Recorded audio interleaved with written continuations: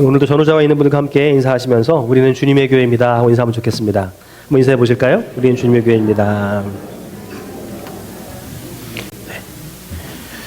우리는 주님의 교회입니다.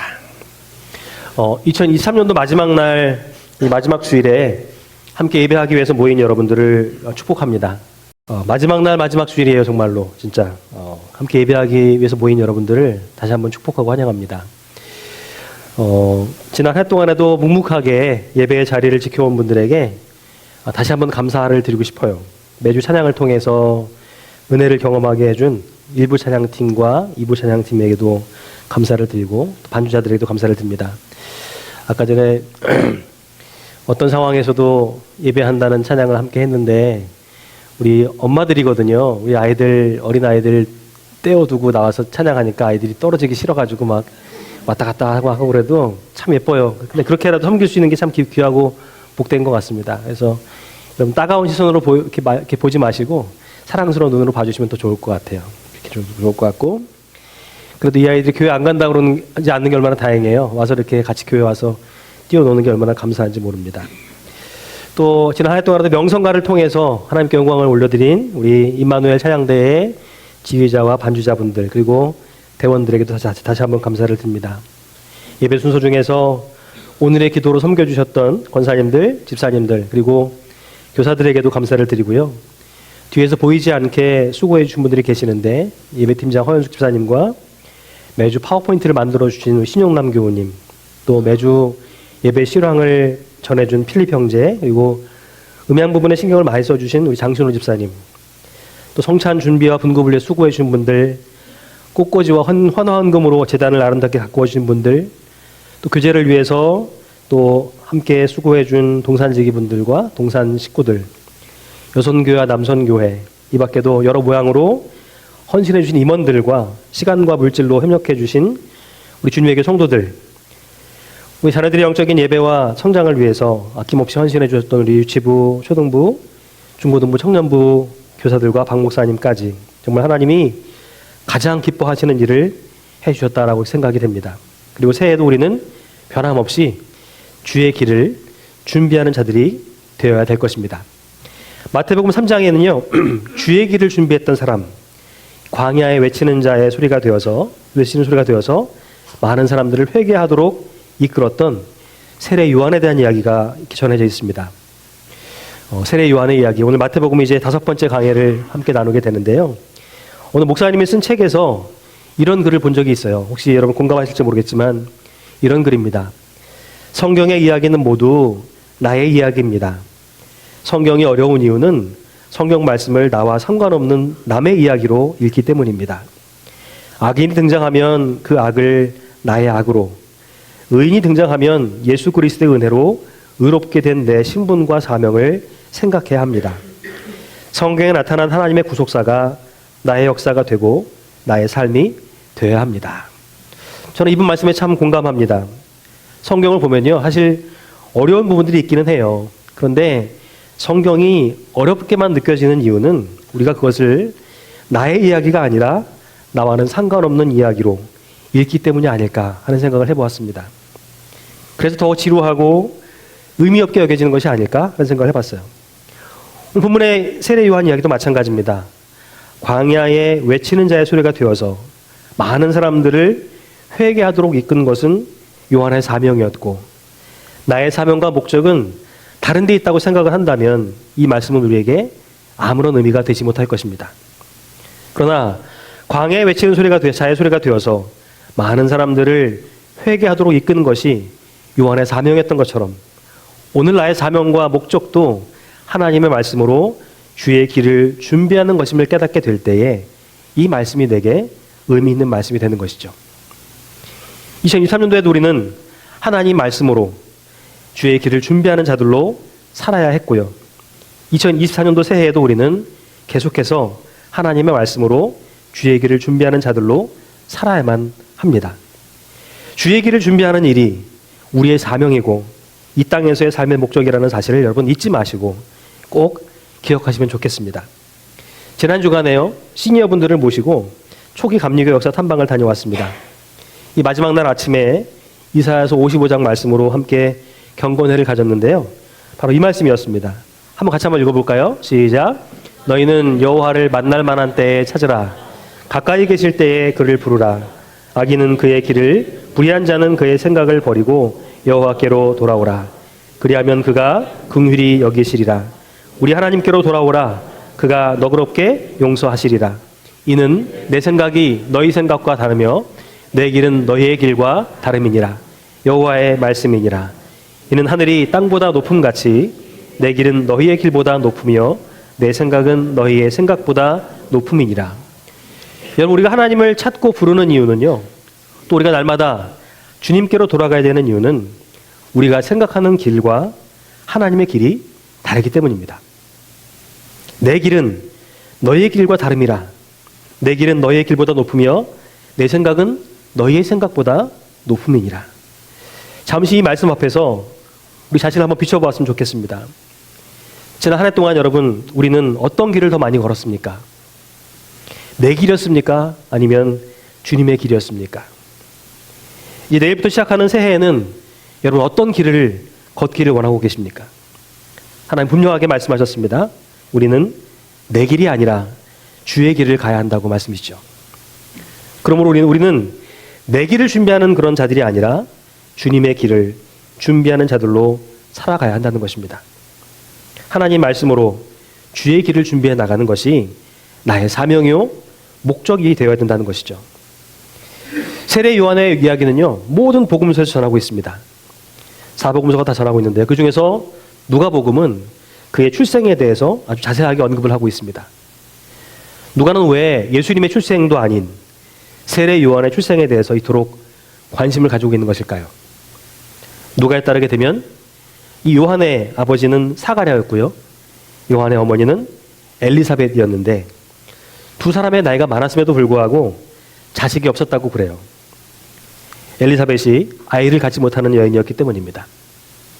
그런데 사가랴가 제사장의 직무를 행하고 있을 때에 성전에 들어가서 분향을 하고 있는데 그때 주님의 천사가 나타나서 이렇게 전했다고 그래요. 사가랴여, 무서워하지 말아라. 너의 간과함이 들린지라. 내 아내 엘리사벳이 내게 아들을 낳아주리니 그 이름을 요한이라 하라. 이 말씀을 보게 되면 사가랴는 자녀를 달라고 오랫동안 기도했던 것 같습니다. 너의 간과함이 들린지라 하는 말씀이 그것을 증명해주고 있죠. 그에게 이 순간은 바로 오랜 기도의 응답이었던 것입니다. 저는 누가가 주의 길을 준비했던 사람, 세례 요한의 탄생에 관심을 갖게 된 이유가 여기에 있었을 것이라고 생각을 합니다. 만약에 이 이야기가 세례 요한의 이야기로 끝나는 것이었다고 한다면 굳이 이렇게까지 자세히 기록할 필요는 없었겠죠. 차라리 예수님에 대해서 더 많은 지면을 할당하는 것이 나았을 것입니다. 그런데 말씀으로 주의 길을 준비했던 세례 요한의 사명과 목적이 오늘 우리의 사명과 목적이기도 하다면 얘기는 달라지게 되죠. 누가 우리에게 이걸 전하고 있는 것입니다. 그는 기도로 낳은 아들이었다라는 거예요. 기도로 낳은 아들이었다. 주의 길을 준비하는 자들은 하나님의 생각, 하나님의 뜻을 이룰 자들은 이처럼 기도를 통해서 태어났다고 하는 것입니다. 기도 없이는 하나님의 역사가 실현되지 못했을 거라는 그런 얘기를 하는 거예요. 다시 말해서 기도는 하나님의 일하심, 행하심의 통로라고 하는 것입니다. 주의 길을 준비하는 자들은 무슨 일을 하든지 기도보다 앞서지 말아야 한다는 거예요. 여러분, 2024년도 새해에도 내 길은 너희의 길보다 높으며 내 생각은 너희의 생각보다 높음이니라 하는 말씀을 믿고 그렇게 믿으시고 주의 길을 준비하기 위해서 나설 수 있기를 주님의 이름으로 축복합니다. 하나님이 계획하시는 길이 내가 계획하는 길보다 훨씬 더 높고요.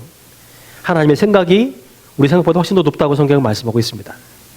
이것이 바로 우리가 하나님을 찾고 하나님 만나야 될 이유라고 하는 것이죠. 어떤 일이든 간에 먼저 기도로 주님 앞에 나아가는 자들이 되어야 된다는 것입니다. 여러분, 실제로 그렇습니다. 기도가 없이는 주의 길을 준비할 수가 없는 거예요. 내 길은 갈 수 있을지 모르겠습니다. 그러나 주의 길을 준비하려면 우리는 반드시 기도를 해야 합니다. 특별히 자녀들이 주의 길을 준비하는 자들이 되기를 원하신다고 한다면 먼저 우리가 기도하는 부모가 되어야 된다는 사실을 잊지 말고 기억하셔야 돼요. 자녀들을 바라보실 때마다 걱정이 앞서는 것이 사실 부모의 마음이죠. 저도 마찬가지입니다. 그럼 오늘 말씀을 듣는 우리들은 걱정이 아니라 기도가 앞서는 부모가 되어야만 합니다. 하나님의 역사 속에서 크게 쓰임받았던 사람들 한번 생각해 보세요. 그들을 떠올려 보시게 되면 그들은 모두 기도와 연관이 있다는 사실을 발견하게 됩니다. 하나님의 구속의 역사와 구원의 역사와 기도는 끊을 수가 없는 관계에 있다는 것이죠. 그러므로 새해에도 주의 길을 걸어가기 위해서는 나름의 기도의 원칙을 가지고 계셔야만 됩니다. 내일부터 잠언의 말씀으로 신년 첫 주간 특별 새벽 기도를 시작합니다. 매일 아침 눈을 뜨자마자 첫 시간을 주님께 한번 드려보면 어떠시겠습니까?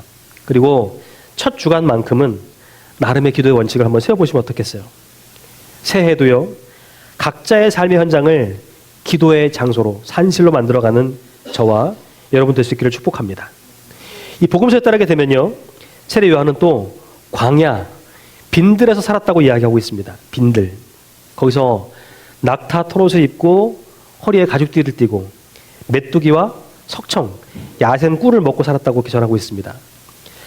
낙타 토롯 그러면은 우리는 보통 이 털이 안에 있고 가죽이 바깥에 있는 그런 어떤 양모 자켓이나 털이 바깥에 있는 밍크 코트 같은 것이 제일 먼저 떠오르시겠지만 엄밀히 말하면 낙타의 털로 이렇게 짠 옷입니다. 우리가 생각하는 그런 고급진 옷이 아니라는 것이죠. 세례 요한은요, 먹는 것과 입는 것에 대해서 크게 신경을 쓰지 않았다고 하는 얘기를 지금 하고 있는 거예요. 사실 광야에서 빈들에서 이게 무슨 소용이 있겠습니까? 먹을 것이 생기면 먹고 없으면 안 먹고 누구에게 보여줄 일도 없으니 몸을 따뜻하게 해줄 옷만 있으면 충분했던 것이죠.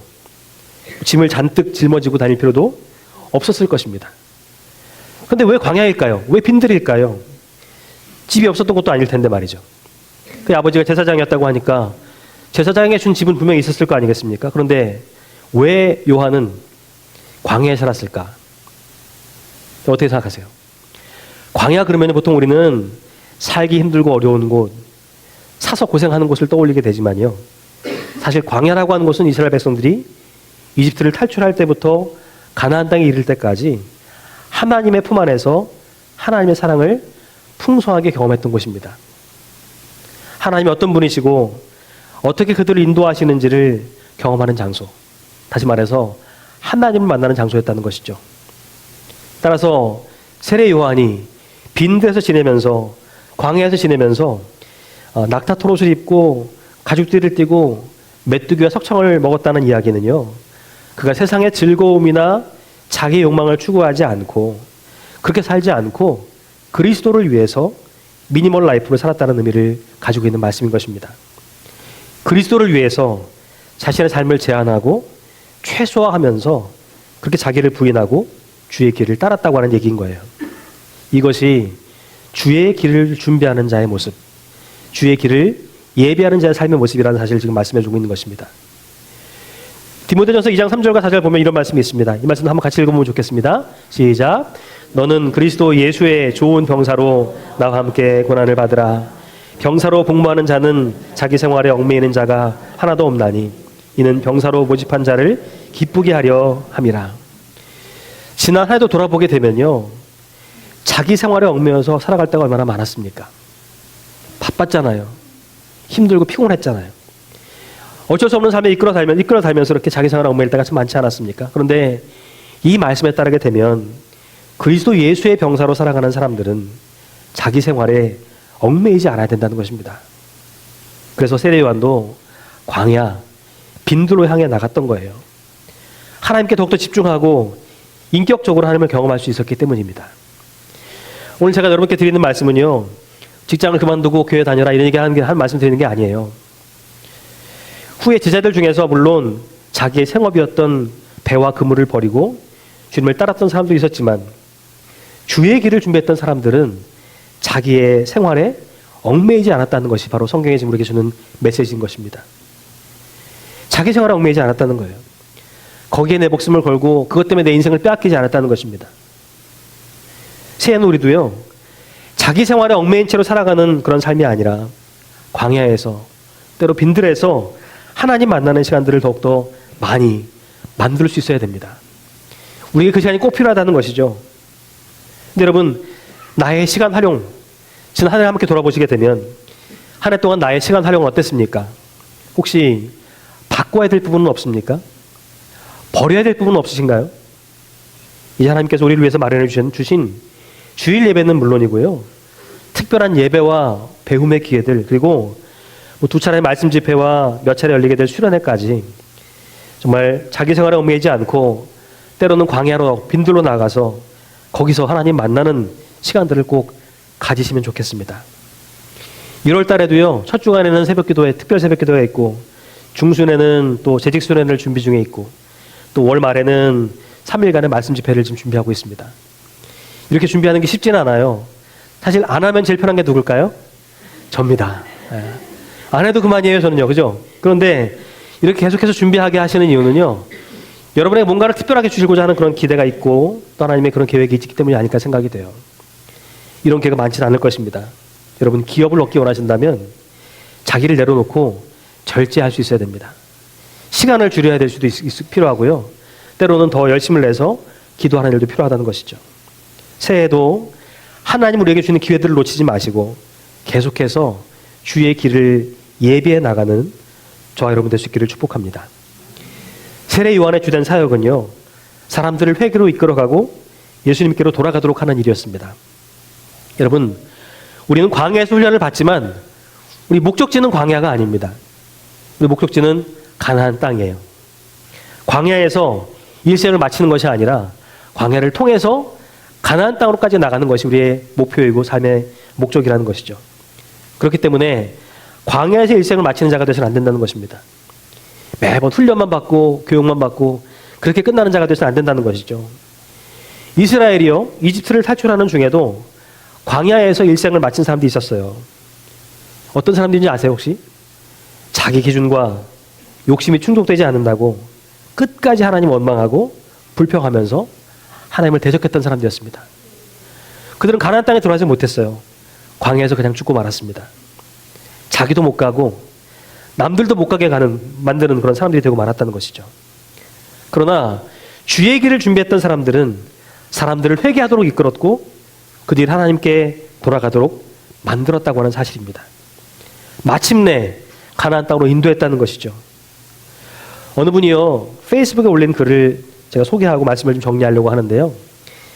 제목이 나는 어떤 리더인가 하는 것입니다. 나는 어떤 리더인가. 여러분 한번 스스로 한번 비춰보면 좋겠습니다. 나는 어떤 리더인가. 현명한 리더는 사람을 얻는 데 애쓰고 사특한 리더는 새를 불리는 데 애쓴다. 현명한 리더는 사람을 얻는 데 애쓰고 사특한 리더는 새를 불리는 데 애쓴다. 둘 다 영향력이 있는 지도자들이면 틀림이 없습니다. 그러나 선한 영향력과 악한 영향력, 이 둘은 확연하게 다른 결과를 가져오게 되는 것이죠. 여러분들은 어떤 리더라고 생각하십니까? 가정에서, 직장에서, 학교와 여러분 만나는 모든 그룹 속에서 여러분은 어떤 리더로 지금 살아가고 있으세요? 나는 사람을 얻는 리더인지 아니면 새를 불리는 그런 리더인지 한번 생각해 보면 좋겠습니다. 혹시 사람도 잃고 새도 잃는 그런 리더는 없으시겠죠?